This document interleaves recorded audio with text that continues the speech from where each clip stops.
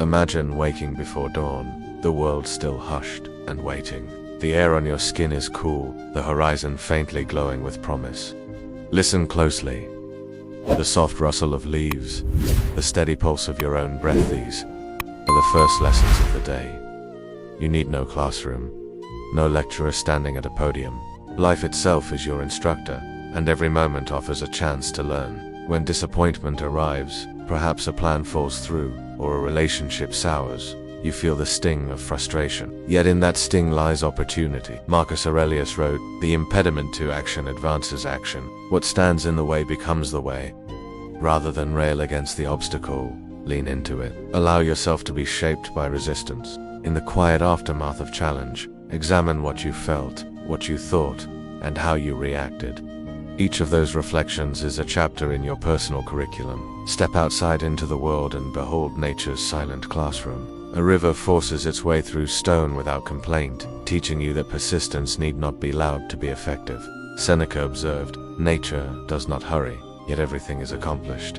Watch a flower bloom at its own pace. Notice how the wind bends a sapling yet never snaps it." In these movements, you discover lessons in patience, adaptability, and the slow power of steady effort. No instructor reads from a textbook here, only the unspoken grammar of the natural world. Turn your gaze inward and engage in honest self-dialogue. When doubt whispers that you are not enough, you have a choice: to accept the voice, or to question it. Epictetus reminded us, it's not what happens to you, but how you react to it that matters. Start a habit of journaling your thoughts each evening.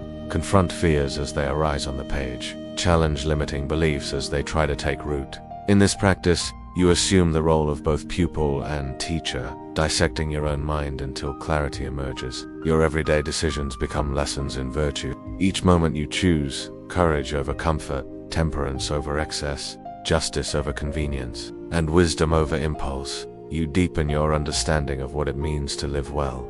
You don't need a professor to grade these choices. Your conscience is both examiner and exam. Remember that character is built not in grand gestures but in small, consistent acts.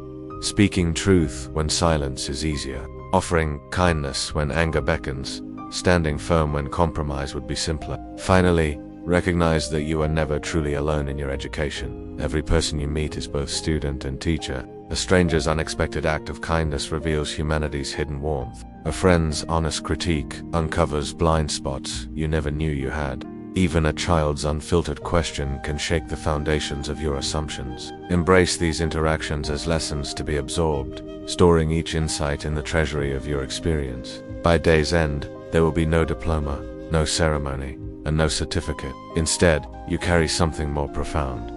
The quiet confidence that arises from understanding that every sunrise and every setback shapes you.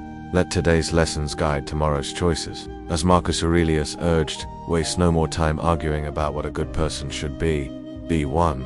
Commit now to living as both student and teacher in this grand school of life.